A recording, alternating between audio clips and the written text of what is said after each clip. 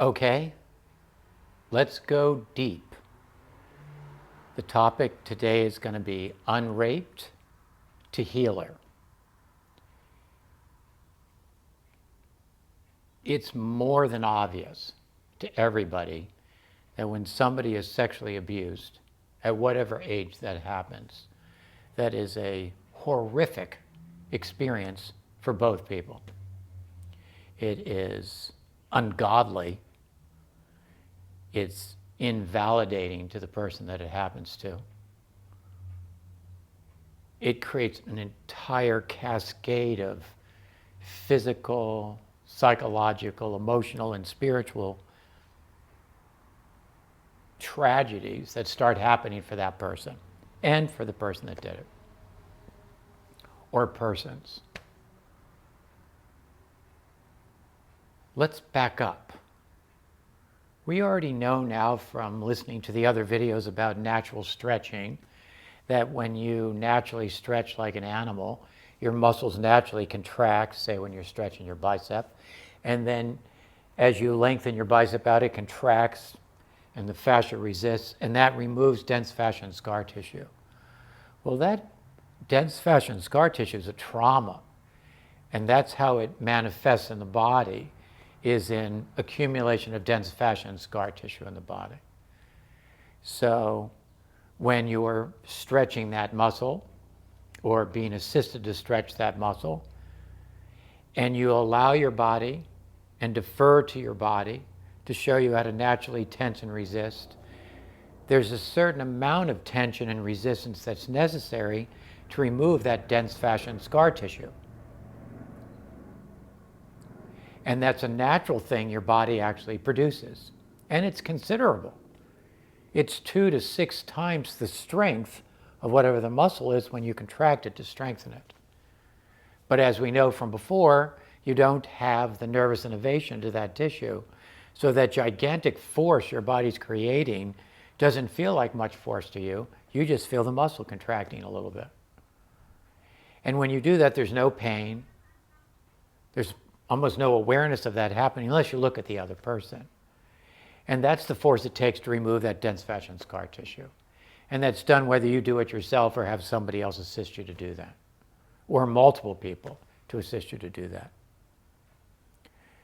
So when we're talking about a trauma as large as being raped or sexually abused, again, at whatever age that happened, we're talking about some serious dense fascia and scar tissue being produced in your physical body. Now, many people do all types of therapy to try to repair themselves from being sexually abused.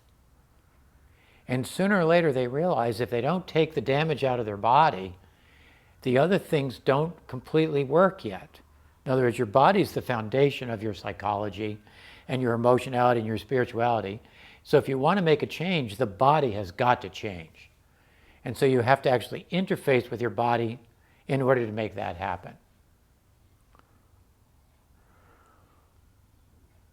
When a person is sexually abused, they're objectified.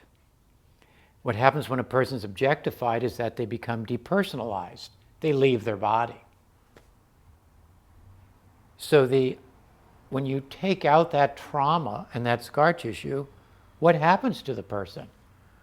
Well, most people think you don't ever get rid of that event, that you can work on processing it, but once you've been sexually abused, you've always been sexually abused. Once you've been addicted to alcohol, you're always an addict. Once you've been a robber, you're always a robber. Once you've been narcissistic, you're always narcissistic. That's exactly not true.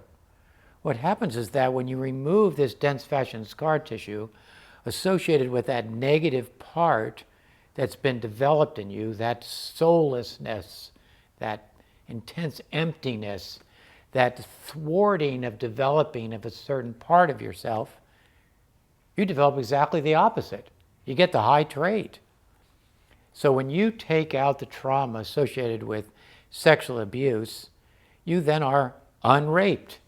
It's as if it's never happened, except in the process of removing that trauma, you develop high traits that somebody would have that was never raped.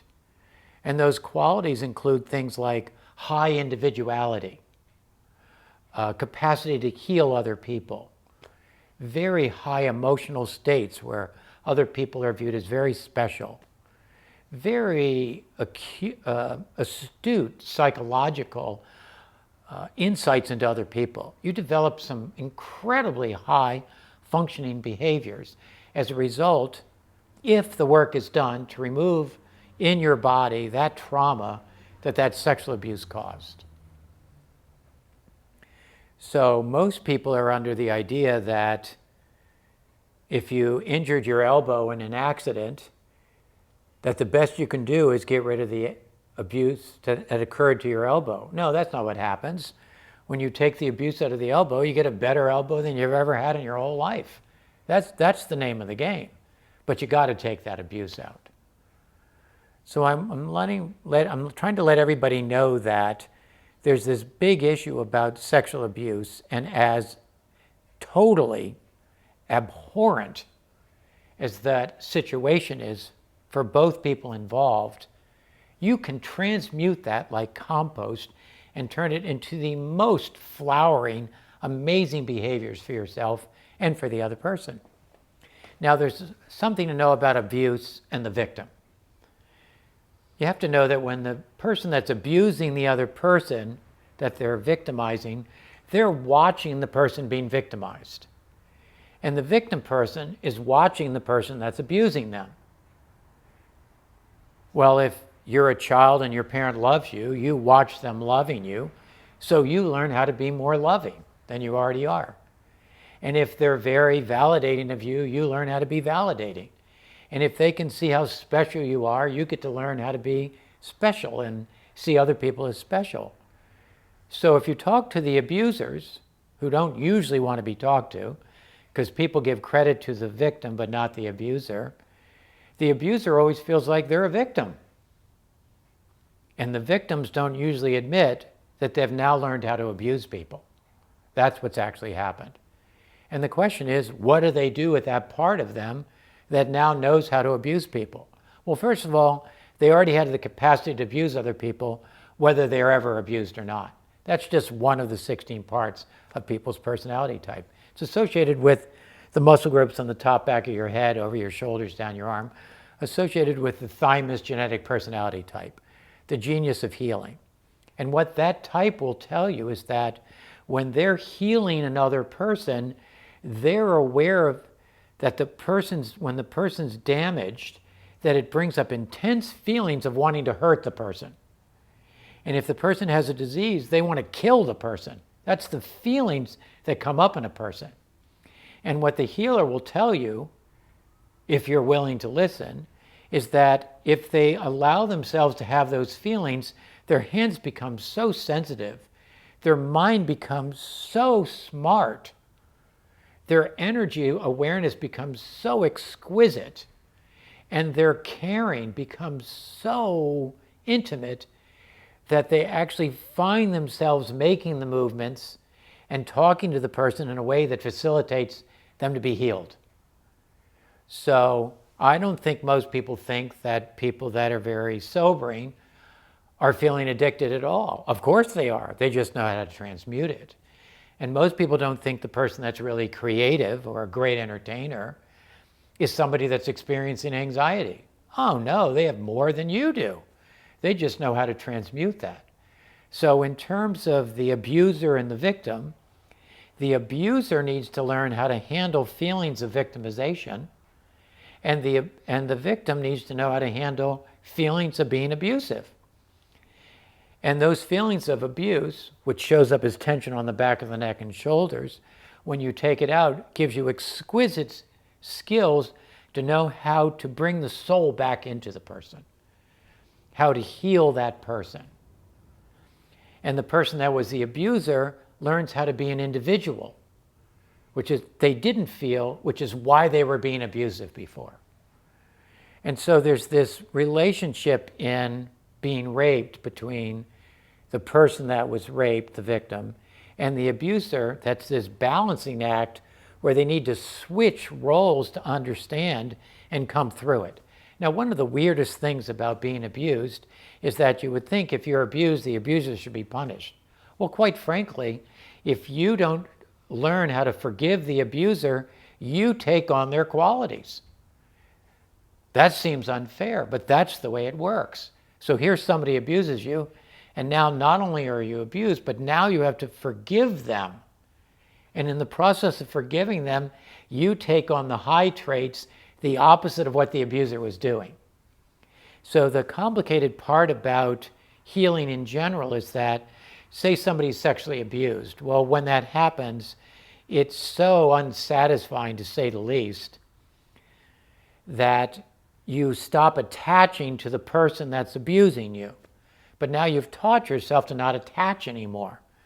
So in the process of removing that trauma, that sexual abuse trauma in your tissues, you get connected back into attaching to other people, knowing how to get satisfaction by attaching to other people. We're dealing with an extremely intense topic here for people. And of course, abusing different age peoples has very different charges to it. Of course, the worst is when people sexually abuse children. That's how it's thought of. It's really important for anybody that's been sexually abused to take that trauma out of their body so they can become this powerful healer, this powerful individual, this self-actualized, this authentic person that they actually are. They become super person, more than most people will ever know how to become. If you were not sexually abused but treated with incredible intimacy, you would develop those same kind of traits. But when you've been sexually abused, you have a choice. Do you want to stay the victim, or do you want to become super amazing and use that event as compost to create the best part of yourself? You need this recreation to happen. You need this regeneration to happen. It is incredible to have that experience.